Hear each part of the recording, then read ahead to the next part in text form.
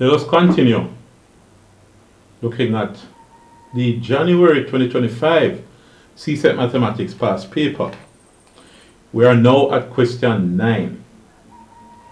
It says here, the diagram below shows a circle with center O.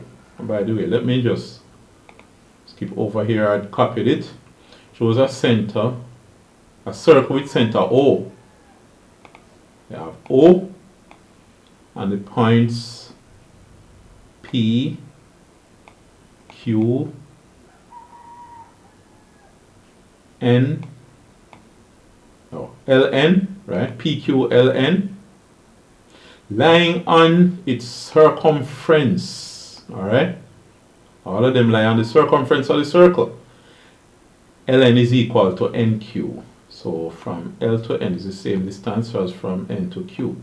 You can see it also from the marks here, 1 mark each, same distance.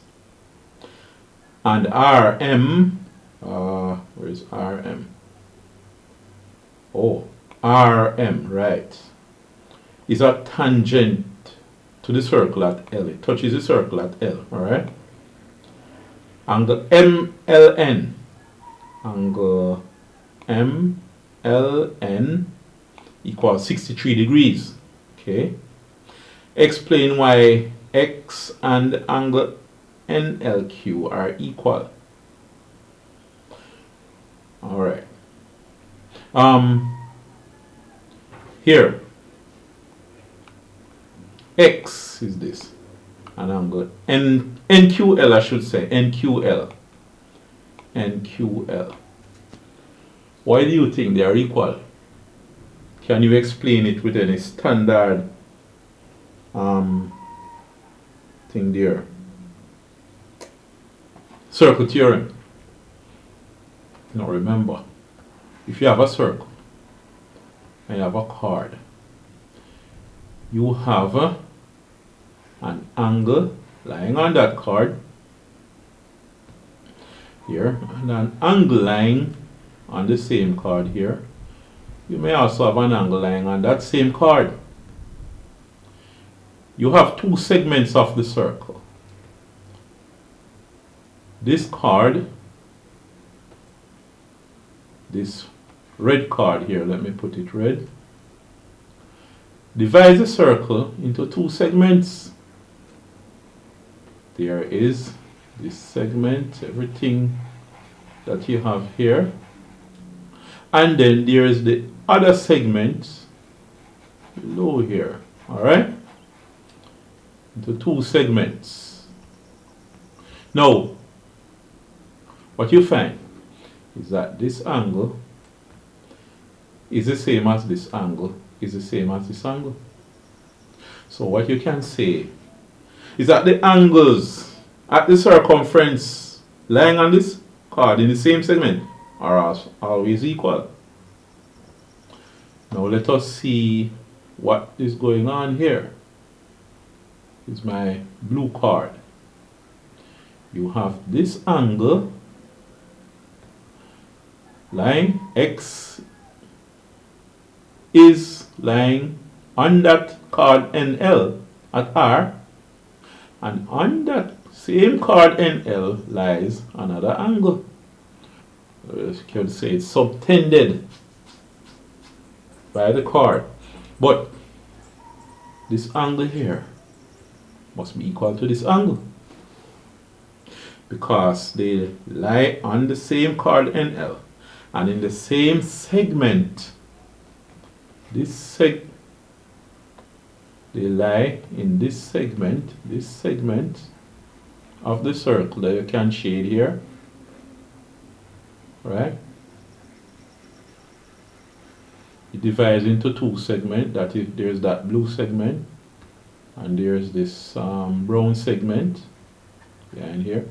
So both of them lie in the same segment, the same blue segment at the circumference. So they must be equal, all right? So that's one of the standard circle theorems. Let me just erase what I did here. So let me look back at this. Let's look back at this thing here. So you write your explanation here, not much space, but you summarize your understanding of what's going on here. All right, that's 9A part 1. Let's see what part 2 says. They say determine the angle of determine the value of each of the following angles. Show detailed working where possible and give a reason for your answer. Angle X and your reason, angle Y and your reason. By the way, the segment part here was 1 mark and this part is 2 marks each. Alright, angle X and angle Y. So the next thing to deal with now is angles X and angle Y. Alright? Now, here you want X and Y. If you think about it, right, and you look carefully at what we have here, how you can figure it out. I'm not going to tell you straight up right now, but how you can figure out angle X and Y. Notice you have this chord which happens to be the diameter of the circle, right? It is a chord, it's just like it goes right across the circle. And the tangent, you need to remember what is the angle between the radius or the tangent, as the case may be, and the radius or the diameter, as the case may be, and the tangent at the point of tangency L. Alright, you have to remember what that angle is. You see, after you find that angle, you can take away this angle here and you get this angle. Alright? You will know what that angle is. After that, let me see now. After that, alright, they want X, the angle X. You know what this angle will be. Now, the other thing is, when you have the diameter, which is a chord,